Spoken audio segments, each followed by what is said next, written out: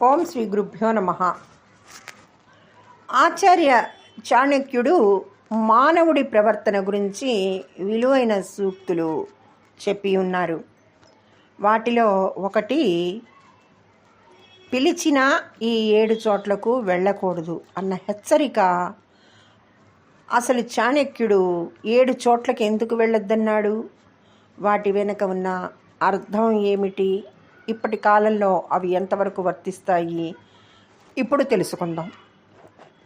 ఆ రోజుల్లోనే ఇటువంటి విషయాల గురించి క్షుణ్ణంగా చెప్పి ఉన్నారు చాణక్యుడు. ఆ 7 చోట్లు ఏమిటో ఇప్పుడు పరిశీలిద్దాం. 1, అవమానం జరిగే చోటు. ఎక్కడైతే మన గౌరవాన్ని తక్కువగా చూస్తారో, మాటలతో ప్రవర్తనతో అవమానిస్తారో, అలాంటి చోటుకు పిలిచినా వెళ్ళవద్దని చాణక్యుడు చెప్తాడు. ఆత్మగౌరవం కోల్పోతే జీవితం బలహీనమవుతుంది అనేది ఆయన భావన. 2వ విషయం, అవసరం లేని వాదనలు జరిగే చోటుకి వెళ్ళొద్దంటున్నాడు. నిజం చెప్పినా అర్థం చేసుకొని వాదనలతోనే కాలం గడిపే చోటు మన మానసిక శక్తిని హరించేస్తుంది. అందుకే శాంతి లేని చోటు నుంచి దూరంగా ఉండడం బుద్ధిమంతుడి లక్షణం అని చాణక్యుడు అంటారు. 3వ నెంబరు, దుష్టుల సాంగత్యం ఉన్న చోటు చెడు ఆలోచనలు, కుట్రలు, అసత్య మార్గాలు నడిచే చోటుకి వెళ్ళడం మనపై కూడా ప్రతికూల ప్రభావం చూపుతుంది.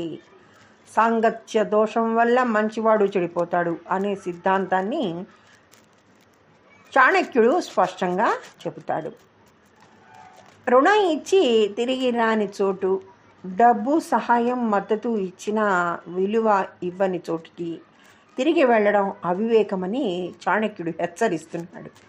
ఇది కేవలం ధనం గురించే కాదు, సమయం, శ్రమ, నమ్మకం కూడా రుణమే అవుతుందని చెప్తున్నాడు 4వ సూచనగా. 5వ సూచన, నీతి లేని అధికారుల దగ్గర, న్యాయం ధర్మం లేని అధికార వ్యవస్థ దగ్గరికి వెళ్ళినా కూడా ప్రయోజనం ఉండదని చాణక్యుడి అభిప్రాయం. అక్కడికి వెళ్ళడం వల్ల సమస్యలు పరిష్కారం అయ్యే బదులు మరింత పెరుగుతాయని హెచ్చరిస్తున్నాడు.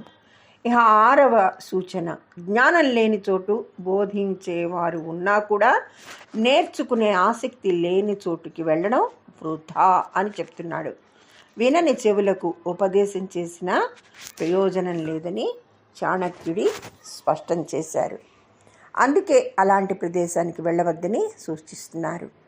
7వ నెంబరు, స్వార్థపూరితమైన బంధాలు ఉన్న చోటుకి వెళ్ళొద్దంటున్నాడు. అవసరం ఉన్నప్పుడు మాత్రమే గుర్తుపెట్టుకునే, ఉపయోగం తీరిన వెంటనే దూరం పెట్టే సంబంధాల దగ్గరకు పిలిచినా వెళ్ళవద్దని ఆయన సూచించారు.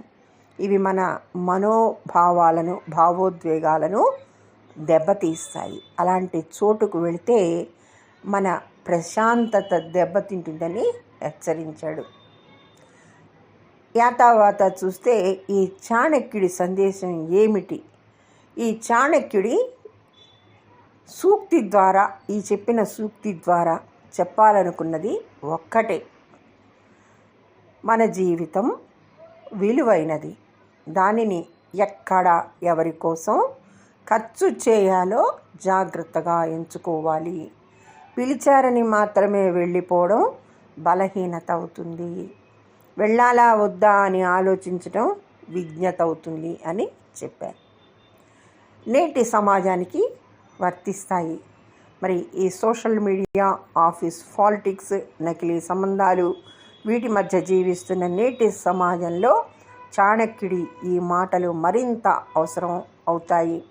చాణక్యుడి ఆలోచనలు కాలాతీతమైన జీవన మార్గదర్శకాలని చెప్పచ్చు. పిలుపు కన్నా విలువ ముఖ్యం, సంబంధం కన్నా స్వాభిమానం ముఖ్యం, సాంగత్యం కన్నా శాంతి ముఖ్యం. అందుకే చాణక్యుడు పిలిచిన ఈ 7 చోట్లకు వెళ్ళవద్దు అని స్పష్టంగా హెచ్చరించారు. ధన్యవాదములు. సర్వే జనా సుఖినో భవంతు.